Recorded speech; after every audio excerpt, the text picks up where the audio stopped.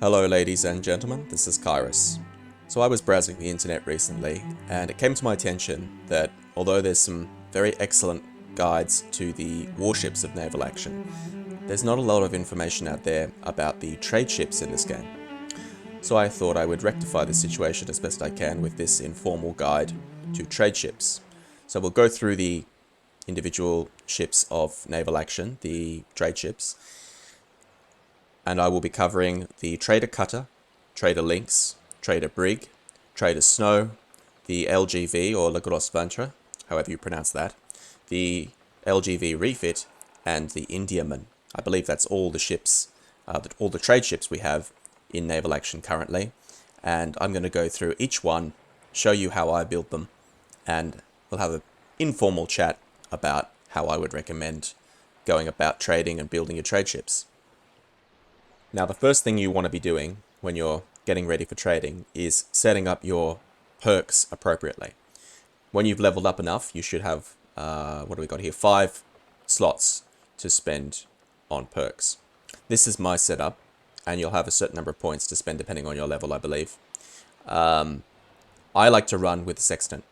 Sextant allows you to determine your position at sea, and quite frankly, if you're doing long trade runs, unless you know the route very well, it's probably worth having this, because what will happen is you'll get chased down by some player. Even if you outrun them, you might run for some time and think, where on earth am I? Where the hell have I gone? And it can be quite difficult to find your position again. So I would recommend, if you're not great at navigation, if you don't really know where you're going, spend 2 points on Sextant. Fleet Control 1. A lot of people would probably recommend having Fleet Control 1 and 2, but I don't like having Fleet Control 1 and 2 because it gets too expensive. I want to put my points elsewhere, and I don't like losing, 4 ships to a player. If I've got 4 trader brigs all full of resources, I like to space out my trips. If I've got less to carry, I've got less to lose, but this will increase your fleet size by 1. So if you want to have 3 ships in your fleet, which is how I like to run, you take Fleet Control 1. If you want to have 4 ships, you take Fleet Control 2. And that's cost us 4 points. Hold optimization is an absolute essential with the trader. To be honest, hold optimization is probably something you should have at all times with any build. 20% more hold space, that one speaks for itself. The more hold space you have, the more goods you can sell. And that one only costs 1 point, definitely worth having. This is probably a bit of a controversial one, this. Bravery 1 and 2. I like to have these because only works if your team's BR is significantly lower than opposing team's BR, so battle rating. So if you get attacked by some guy in a fast frigate with your fleet of trade ships, and your BR rating is really low, they've got a higher BR rating, you're going to go, that key down there is the max speed, 2%. Max speed, you're going to be able to get that little bit of extra speed boost to try and get away. So I have Bravery 1 and Bravery 2, which increase max speed by 4% if your BR rating is significantly lower than your opposing team. I don't actually know what significantly lower actually means in this context, but I've got it there in the hope that if I do get attacked, it'll give me a chance to get away and save my expensive goods from being stolen by some British player. So that's what I would recommend, and you can obviously play around with this as you like, but that's my build, that's how I like to run, and it's been working for me so far.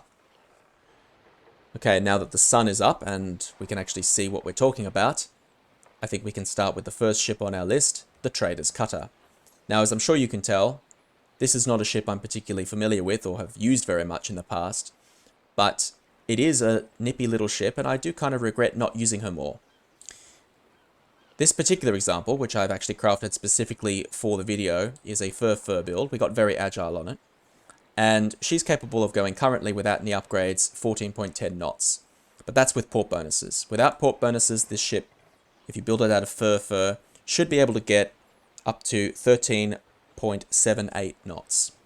Which interestingly makes her faster than her nearest competitor, the Trader's Lynx, which has a basic speed of 13.24 knots if you craft it without port bonuses out of fur.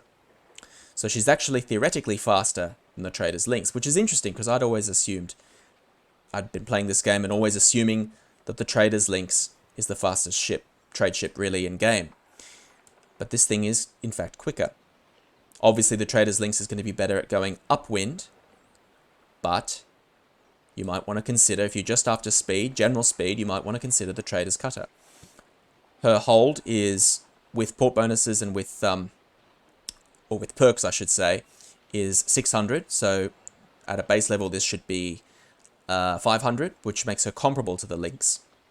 And interestingly, she can actually carry 24-pounder carronades, which is nothing to sneeze at for a ship this size. This is just a tiny little 7th rate. That being said, you're not going to be winning any battles in this thing with only 22 crewmen. So if you can get some good port bonuses, you can get some good speed out of this. And I reckon we could probably easily get 15 knots out of this ship if we got a really good, gold. If we crafted a gold version of this and put some of the best speed upgrades we have available with some of the best woods available, we could easily get this as fast as a Trader's Lynx. And she can carry a similar amount of cargo. So she might be worth, if you've never considered looking at the Trader's Cutter before, she might actually be worth your time. And this here is going to be the main competitor for the Trader's Cutter, the Trader's Lynx. As you can see, I have actually been using this ship. This is one of mine. I built this out of Bermuda C to S, Bermuda C to S. This is probably a good opportunity to just talk generally about how to build your trade ships in a general sense. You want to build your ships for speed. So if you're a new player, you're probably going to be using fur, like we had for the cutter. If you're a bit more experienced and you've got some rare woods, or seasoned woods, I should say, available, you're going to be using Bermuda C to S, or fur S, depending on whether you want to save these woods up for something else. And if you're really lucky, you can find some New England fur, build your ship entirely out of New England fur, and you're going to zip across the map. With upgrades, you want to be using upgrades that you're not going to be using on warships. So for example, cotton sails. This is a great upgrade. 1.5% speed, that's fantastic. But look, you're also losing hit points on your sails. So you don't really want this on a warship. If you're going to be brawling, you don't want your sails weakened even for that speed. You might want to use this on a trade hunting ship. But if you're going to be doing any combat whatsoever, you really don't want this upgrade. So put it on a trade ship. It's perfect on a trade ship where you're not going to be using those hit points anyway. Similar, crooked hull refit. Look at that, -2% to hull hit points. Sorry, armor hit points. But you get that extra speed. Once again, you don't want that on a warship, but there's nothing wrong with putting that on a trade ship, because you're never going to be using those hit points. You're going to be running away. And in my case, I use bow figure gazelle because I have the doubloons to spare, and that will just boost my speed a little bit as well. Okay, so that is how I would set up for a basic sort of build. Obviously, if you get a really good ship, you'll have a couple more slots to spend, and you can just spend those points as you will. That's how I would run. And I like to put carronades on my trade ships. I mean, just in case I do have to fire at something. So, for you guys, if you're beginners, fur, or if you can get it, fur S, and just throw any speed upgrade on your trade ship that you're not going to be using on a warship. So the Trader's Lynx, let's actually get to the Trader's Lynx, is probably one of the fastest ships in the game. If you build this as a warship, if you have just a regular Lynx, this is going to zip across the map. You'll get another knot or so of speed. But a Trader's Lynx is going to be able to, well, it's got a fairly good speed. I've managed to get this up to 14.43, which doesn't seem like a lot, but the thing you got to remember about these ships is that they can go like a rocket upwind. You can pretty much sail just as fast upwind as you do sailing beam reach. So if you run upwind, if you get attacked by a square rigger, the first thing you want to do is look at the wind and go, where is the wind coming from? I'm going that way. I'm going upwind. The only thing that will catch you is another Lynx, obviously, a privateer, or a Princeton of Chattel. And they are probably going to be able to run you down. But everything else is going to have a great deal of trouble catching you if you run upwind. And I've seen a lot of newer players running downwind instinctually in these ships. That's not what you should be doing in a ship like this. You need to be going upwind with the Trader's Lynx if you're trying to run away. This is also fantastic for the open world because you don't have to worry so much about the wind changing and planning out your route. So you get a lot more speed generally, and you can get from A to B much more quickly than you can in a square rigger in a ship like this. Now the next ship on our list is one that I have a bit of a guilty passion for, the Trader's Snow. Now this ship is identical in appearance to the regular Snow, and I find that is often quite useful, because if I'm sailing around on my own in one of these, people often mistake me for your average snow ganker, and they kind of leave me alone, because nobody really wants to get in a brawl with a snow ganker, especially when they've got their lovely gold Endymion out. No one likes being stern raked, and snows are good at one thing and one thing alone, that is sitting on a stern and making everybody's life extremely miserable.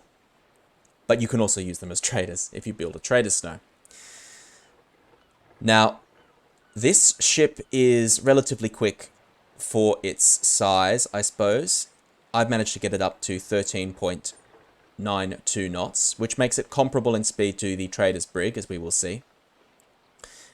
And it has kept the regular Snow's maneuverability, 9.18, so that's pretty comparable to a regular Snow, and so you can still maneuver like you would not believe in this thing.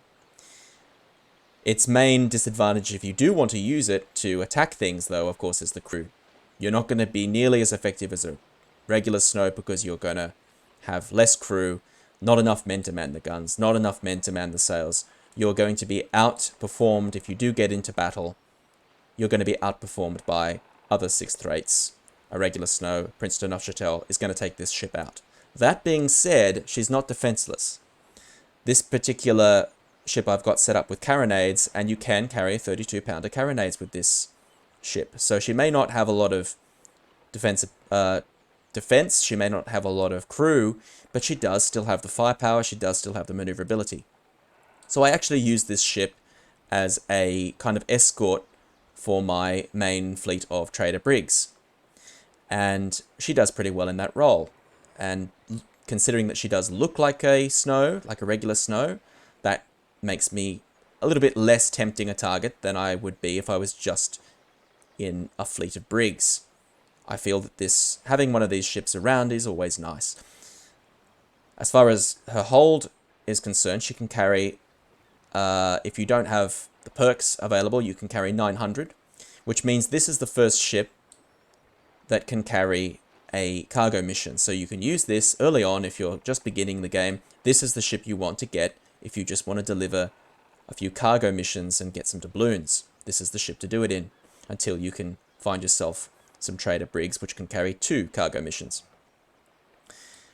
And with the perks, of course, I'm carrying 1080 cargo. So I can carry quite a lot of cargo in this little ship, believe it or not. And I can still fire back at people if they do attack me.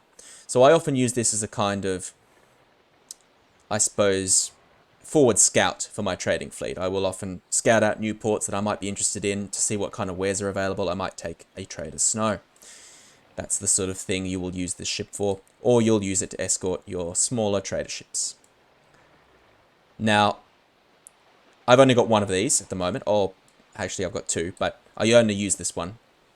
And it does its job, but it really is outclassed as a pure trader. It is outclassed by the next ship in our list, which is going to be the Trader Brig. That being said, I really enjoy this ship. It's a good kind of all-rounder, and it is a lot of fun to sail. And just having one around is always nice. So I would recommend at least having one Trader's Snow in your trade fleet. And speaking of brigs, here she is, the Trader's Brig. This is basically the shallow water equivalent of an Indiaman. This is the biggest cargo hold you're going to be able to use in shallow water. Anything bigger than this ship, and you're not going to be able to enter ports like Nassau, which have lucrative trade goods, but unfortunately have shallow water harbors, so you can't enter them. So you will see a lot of these ships on the map. A lot of players use these simply because of their large cargo holds and the fact that they can go into shallow water ports. That being said, they're very squishy. So you would never want to be seen in battle with one of these things. This ship is very, very vulnerable to enemy fire. it seems to just soak up cannonballs like you would not believe. I don't know what it is about the ship, because looking at her, she's not that different from a Snow as far as her armor is concerned and so on. But I've found that they're very easy to dismast. I've found that they tend to eat up a lot of fire. And I think a lot of it has to do with the fact that you can't really carry proper cannons. This ship has 6-pounder mediums on it, because I don't bother with carronades for these things. They're way too squishy for carronades. There's no point. You're not going to be winning any fights with this ship, but you are going to be carrying plenty of cargo. Her speed is comparable to the Trader's Snow, as we saw earlier, which is why I often run these two kinds of ships together. This one is a Bermuda CRS, of course, and it does have a heavy rig, which is going to help a little bit with those, if we do get attacked, with those gankers who try to dismast you and take all your cargo. There's not really much more to be said about the Trader's Brig. She is a heavy hauler for shallow water, and she's very vulnerable to other players.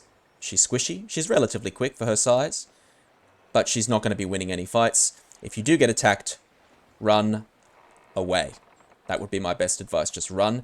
And of course I should also mention that this ship is going to be sailing better going downwind, whereas the Trader Snow, this is the Trader Brig, the Trader Snow is going to be running a little bit better beam reach. So her best point of sail is beam reach, whereas this ship is going to be a better sort of going down the wind. So you're not going to be running upwind with this ship. You may actually want to think about putting, instead of cotton sails, you could probably put a Spanish rig on here, for example, to help yourself go downwind. But other than that, there's not much else to say about this ship. It carries plenty of cargo, and it gets sunk real easy. And now we're getting to the bigger ships, the deep water sailors. This is the Gros Ventre. Anyone who speaks French can correct my pronunciation on that. And to be honest, this is kind of the awkward middle child of the trade ships. A very beautiful ship, as you can see, but it's kind of in an awkward position. It doesn't actually carry that much more cargo than a brig, trader brig. As you can see there, in my case, I can carry 2280. As far as speed is concerned, if you craft it out of fur, it's exactly the same speed as a trader brig 1272, according to my research. But I have noticed, and I don't know if I'm imagining this, I feel like this ship is actually better sailing upwind. It's got a very broad sailing profile, I feel. So if you don't like getting stuck in the wind, this might be the ship for you. A lot of people probably use this ship to get from A to B a little bit quicker than an Indiaman. And there's nothing inherently wrong with this ship. Apart from looking beautiful, it can carry a lot of cargo. Its main disadvantage is it is not a shallow water sailor. You can't go into shallow waters with this ship. So you might as well use an Indiaman at that point. But you are going to be faster, and you are going to be pretty versatile sailor. You can sail in pretty much any direction. Pretty happily, I feel, with this ship. Firepower is lacking. I've got 9-pounders on this one. I forget what you can carry. Let's actually just...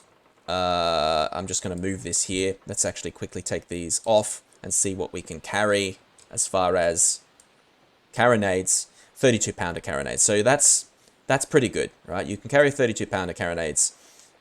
You have some chance of fighting back. And this ship, this is the first tankier ship we've seen. 7,000 on the sides here in this case. It's much stronger than your trader brig. Much stronger. But you're still not going to win any battles with this, I don't think. You might be a little bit safer from 6th rates, but not by much. And of course, maneuverability is lacking. 5.25. So players are going to stern camp you, and you're going to suffer the same fate as pretty much any solo player in this game who's attacked by a snow. So you're not going to be winning battles with this ship, I don't feel. Also, she's got a lot of sail, so she's a sitting duck when it comes to players trying to shred her sails with chain shot, I've noticed. But this is a very beautiful ship, and if you don't like the Indiaman for whatever reason, this is your next best bet. Her main competitors are going to be, of course, the Indiaman and the next ship on our list, the Gros Ventre Refit, which is a very interesting ship, as you'll see.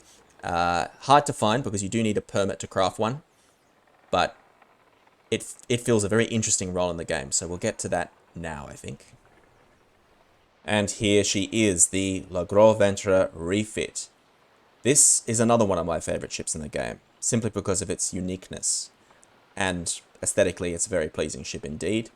This is the base color scheme as well that you'll get with the refit. Now, she is faster than a Gros Ventre, and she's also going to be a lot tougher, obviously. On her side armor, you can get it up pretty good. This is a Bermuda Cedar S Mahogany S build. It's an older ship. This one I crafted a while ago. These days, you'd probably be better off using Bermuda Cedar S Teak S if you can get it. That's probably going to get you just a little bit more armor and similar speed. So this is a good ship to have if you want an escort for your trade ships. Now, I'm pretty sure, I might be wrong about this, but I'm pretty positive that you can enter enemy ports with the Gros Ventre refit. This does not count as a warship. This is still a trade ship. So you should be able to still enter enemy ports, but to be honest, I haven't actually tested it. So this really I use for commerce raiding. I mostly use this to attack AI LGVs. It's really good for that role. But it would also be an excellent escort ship. If you've got, let's say, a fleet of 4 ships, you might want to take 3 LGVs and a Gros Ventre refit as well. Okay, so this one happens to have agility, which obviously adds to her turn rate, but she's got a better turn rate as well. 6.45 isn't too bad for a 5th rate. Isn't too bad at all. She can carry. I've got this one carrying 9-pounders, but you could use carronades if you preferred, and she also can take these here 2-pounder standard guns. These are basically swivel guns. They look cool, but to be honest, they're not particularly useful. Mostly because their penetration is so low, as you can see there. More than 200 meters, you're not going to be penetrating with these things. So you really need to get close to use those. So you probably would be better off setting this up as a carronade boat, to be honest, and then using these standard guns at close range. This is perhaps not a particularly meta build that I've got here. I just happen to like long guns. And I'm pretty sure you can use... Again, we should test that. Sorry about this, not very professional on my part, but let's, again, just double check that you can indeed take 32-pounders. Yes, you can. So you could use 32-pounders in the place of 9-pounders, which would probably be your best bet, really, for this ship. But it is a very nice looking vessel, and I enjoy using it as a commerce raider. She's going to be tougher than an LGV. She's going to be faster than an LGV, and she's going to have these wonderful, you can actually see them there, I think, modeled on the ship. You're going to have these wonderful 2-pounders or swivel guns. So she's just a lot of fun to use, and I would definitely recommend grabbing at least one of these just for fun. I should mention you can carry 1,000 tons in my case. If you look at the hull capacity, you can see I've got some upgrades in here. In my case, I can carry 1,200 units. So that is going to be a good ship if you want something that you can still fight battles with, but you also want cargo space. An excellent commerce raider and a lot of fun to use just on the open world, just sailing around looking for AI to sink. And I've never tested her in PvP, but I think she'd probably perform pretty okay in PvP, though you'd be better off with a Trincomalee or something, obviously. But that's going to be your LGV refit. And last, but certainly not least, we have the definitive naval action trade ship, the Indiaman. This is the heavy hauler. Her cargo capacity is 4,000 at base, and with my perks, we've got an extra 800 carry capacity. So 4,800, that is more than twice what the LGV can carry. What you sacrifice is speed. This is a very slow ship, and even if you build them with a Fur S or Bermuda Cedar S build, you're going to be pretty slow. This is why you've probably noticed this is a bit different. This is what I call my heresy build. Okay, so instead of building my Indiaman for pure speed, you know, Bermuda Cedar S, I've actually built this out of Bermuda Cedar S Teak S, and I've got another one that's even stronger. I built it out of Teak White. Now, why on earth would you do that with a trade ship? Well, because this is an absolute tank of a trade ship, and they are slow. Even if you build them for speed, you're not going to outrun anything. You're not going to outrun a 6th rate of any form, and you're probably not going to outrun a 5th rate either. This is a very slow ship. So if you can't outrun them, unless you're very close to a port, I suppose that could be a good thing. What's your next best bet? Well, turn and fight. So I would recommend, because you've got all this crew, you've got 410 crew in my case, you've got all this hull strength. This is 9,600 on the sides. That's almost as much armor as you get for a decently built, say, pirate frigate, for example. So this is easily able to take on a medium-sized fifth rate. The main disadvantage you've got is the lack of maneuverability. But you've got crew to defend yourself. You've got a bit of armor. And if you built this out of stronger wood, you'd have even more armor. And players don't expect you to be building your ships like this. They do not expect you to build heavy trade ships. So a lot of their trade hunting ships are built for speed. They're going to catch you no matter what you do. But if you build your trade ship out of heavier woods, well, now they've got a real fight on their hands, because this thing really can fight back. 18-pounders for medium guns. You've got 24-pounders on the upper deck and a couple of 68-pounder carronades, which if you get hits in with those on the masts, yeah, they can do some damage. So if you get attacked and you've got, let's say, a fleet of 3 of these, well, now you've got a battle on your hands. This is going to be a real fight. Not that I would recommend actually looking for a fight, but if you do get into trouble, you can defend yourself in an Indiaman. You probably can't run away, though. It's really up to the individual in question. You can certainly get these a lot faster than I've got this one, but you could probably get at least 12.5 knots out of this, but you're still going to be outrun by pretty much everything else that's trying to catch you. So I would recommend doing what I've done. Just try it out, see what you think. Now, the Indiaman, apart from carrying all this cargo, is actually a pretty good commerce raider. You don't have any bow chasers, which is a problem. But if you do decide to build this, like I've got it here, Bermuda Cedar, or Bermuda Cedar Teak, you can run down most AI traders, and you're going to have no trouble whatsoever sinking LGVs in this thing. And of course, you've got the cargo space to carry anything you find. You're going to have plenty of cargo space. So if you go out into the middle of the map somewhere where there's no players around, or you just go on a long commerce raid, farming doubloons or farming seasoned woods from trade ships, this is actually very good ship to do that in. And it's just beautiful. This is probably the best looking ship in the game, in my opinion. I just love the Indiaman. She's a real joy.